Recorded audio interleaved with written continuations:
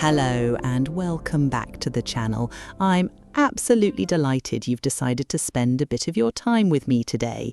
If you're new here, do consider hitting that subscribe button. It really does help support the channel, and I promise we'll explore some fascinating topics together. Today, I want to talk to you about something that's been on my mind quite a lot recently. It's this peculiar notion that society seems to have embedded in our collective consciousness, the idea that learning has an expiry date, that somehow once we've reached a certain age, once we've settled into our careers, our relationships, our routines, the window for acquiring new knowledge or skills simply closes. Well, I'm here today to tell you that's absolute rubbish. The myth of the learning window. You see, we've been conditioned to believe that our brains are like mobile phone contracts, brilliant when they're new, but gradually becoming less capable of handling updates. We're told that children are like sponges, soaking up information effortlessly, whilst adults are more like, well, slightly damp kitchen towels that have seen better days. But here's the thing. Neuroscience has completely shattered this myth. Our brains possess what scientists call neuroplasticity, and it doesn't come with a best before date. Your brain at 30, 50, 70, or even 90 is still capable of forming new neural pathways, still capable of adapting, still capable of learning.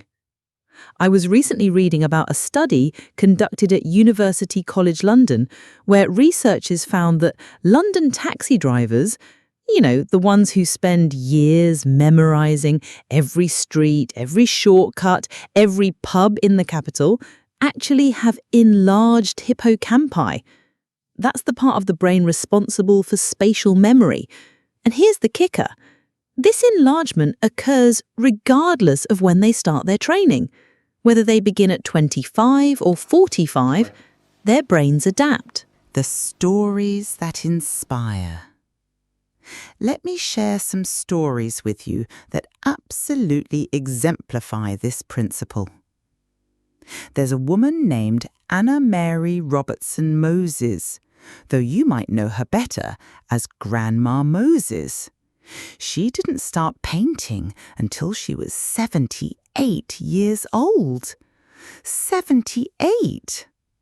Her arthritis had made embroidery too difficult, so she thought, right, I'll try painting instead. She went on to become one of America's most celebrated folk artists, creating over 1,500 works of art and having her paintings displayed in galleries worldwide. Then there's Laura Ingalls Wilder, who didn't publish her first Little House book until she was 65. Can you imagine if she'd thought, oh, it's too late for me to become an author? We'd have missed out on one of the most beloved children's book series of all time.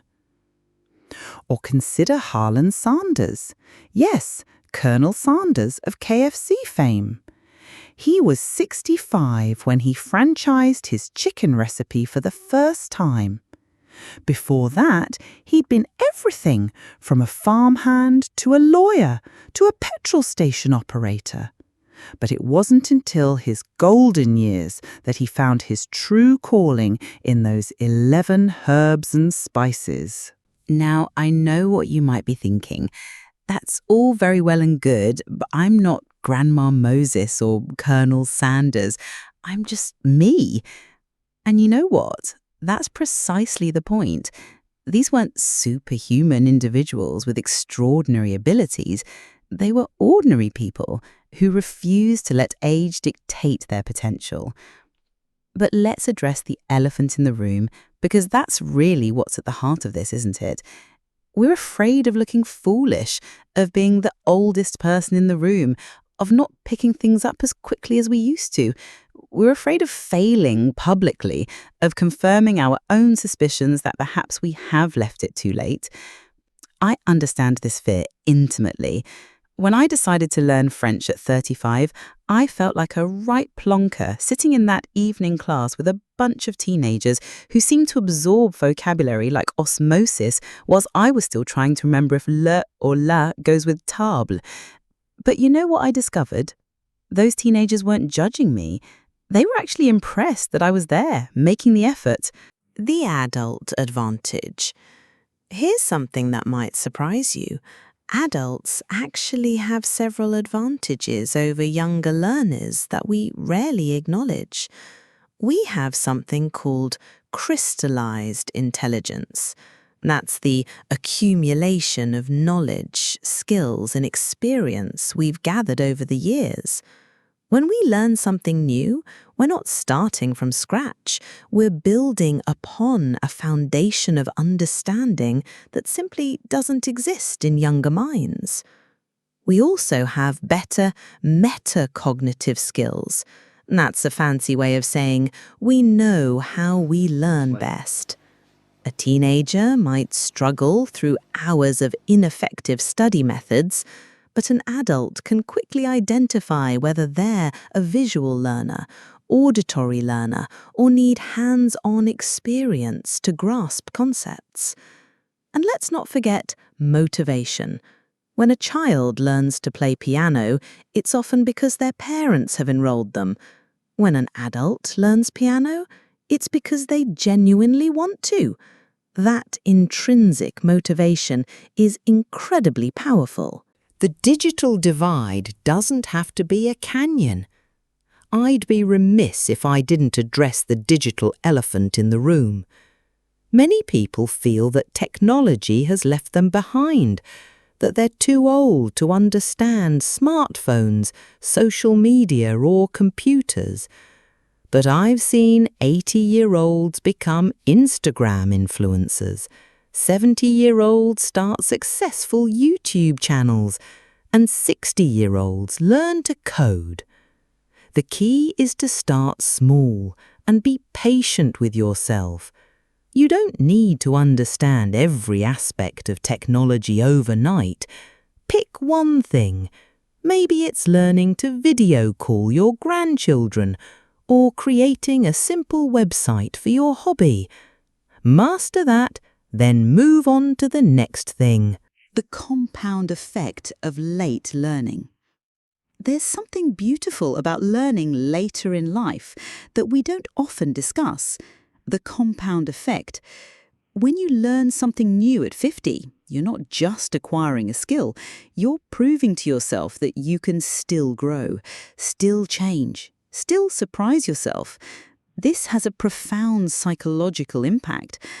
I know a gentleman who learned to paint watercolors at 62. He told me that the confidence he gained from mastering this skill spilled over into other areas of his life. He became more adventurous with cooking, more willing to engage in conversations about topics he wasn't familiar with, more open to travel. Learning one thing had unlocked a curiosity that had been dormant for decades. The social benefits. Learning something new later in life also opens up incredible social opportunities. Evening classes, hobby groups, online communities, these are all places where you can meet like-minded individuals who share your newfound passion.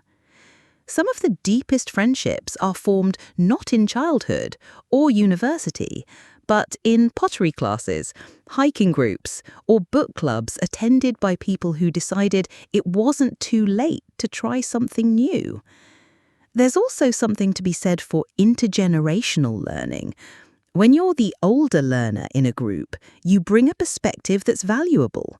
Your questions might be different, your approach might be unique, and your perseverance in the face of initial difficulty can be inspiring to younger learners. So, how do you actually go about learning something new? First, be kind to yourself. Accept that you might not progress as quickly as you did when you were 20, and that's perfectly fine. The goal isn't to become the world's expert. It's to grow, to challenge yourself, to add richness to your life. Start with something you're genuinely curious about. Don't choose something because you think you should learn it or because it would be practical. Choose something that makes you think, I wonder what that would be like. Maybe it's learning to play the ukulele. Maybe it's understanding astronomy. Maybe it's mastering the art of bread making. Set realistic goals. Instead of saying, I want to become fluent in Spanish, say, I want to be able to have a basic conversation in Spanish with my neighbor. Instead of, I want to become a professional photographer, try, I want to take photos that capture the beauty I see in my garden. Embrace the beginner's mind. There's a concept in Zen Buddhism called shoshin, which means having an attitude of openness, eagerness, and lack of preconceptions when studying a subject. It's about approaching learning with the same wonder and curiosity you had as a child, before you became worried about looking silly or making mistakes. The research backs it up. The scientific evidence supporting lifelong learning is overwhelming. Studies have shown that learning new skills can help prevent cognitive decline, reduce the risk of dementia, and even increase longevity. A study published in the Journal of Health and Social Behavior found that people who engage in intellectually stimulating activities throughout their lives have a lower risk of developing Alzheimer's disease. But beyond the health benefits, there's something profound about the act of learning itself. It keeps us humble, reminds us that we don't know everything, and maintains our connection to wonder. In a world that often feels cynical and divided, learning something new can restore our faith in possibility. Overcoming the perfectionism trap. One of the biggest obstacles to adult learning is perfectionism. We've become accustomed to being competent, to being the experts in our chosen fields. The idea of being a beginner again, of making elementary mistakes, can feel uncomfortable. But here's what I've learned. Perfection is the enemy of progress. Some of my most rewarding learning experiences have come from subjects where I was decidedly mediocre. I'll never be a great guitarist, but the joy I get from strumming simple chords on a Sunday afternoon is immeasurable. I'll never be a master gardener, but watching seeds I've planted grow into flowers still fills me with childlike wonder. The ripple effect. When you decide to learn something new, you're not just changing your own life, you're setting an example. Your children, your grandchildren, your friends, they're all watching. You're showing them that growth doesn't stop at graduation, that curiosity doesn't have an expiry date, that it's never too late to surprise yourself. I've received messages from listeners who told me that watching their parents or grandparents learn something new inspired them to step out of their own comfort zones. Learning is contagious in the most wonderful way. The time argument. But I don't have time, I hear you say. I've got work, family responsibilities, a house to maintain. I understand, I truly do. But here's the thing about time. We make time for what we value. You don't need to dedicate hours each day to learning something new. 15 minutes whilst your morning coffee brews. Half an hour before bed. A Saturday morning once a month. These small pockets of time add up. And consider this. The time is going to pass anyway. In 5 years, you'll be 5 years older whether you learn something new or not. The question is, do you want to be 5 years older with a new skill? or just 5 years older. Closing thoughts. As I wrap up today's discussion, I want you to think about something. Right now, in this moment, there's something calling to you. Maybe it's a language you've always wanted to speak, an instrument you've always wanted to play, a craft you've always wanted to try. That calling isn't going to get quieter with age. If anything, it might get louder. You have within you right now everything you need to begin learning something new. You have a brain capable of forming new connections, hands capable of new skills, and a heart capable of new passions. The only question is, what are you waiting for? Remember, you don't have to be great at something to get joy from it. You don't have to master something to benefit from learning it. You just have to begin, because it's never, ever too late to learn something new. Thank you so much for joining me today. If this resonated with you, please do give it a thumbs up and let me know in the comments what you're going to start learning. I read every single comment and I'd love to hear about your learning journey. Until next time, keep growing, keep learning, and keep surprising yourself.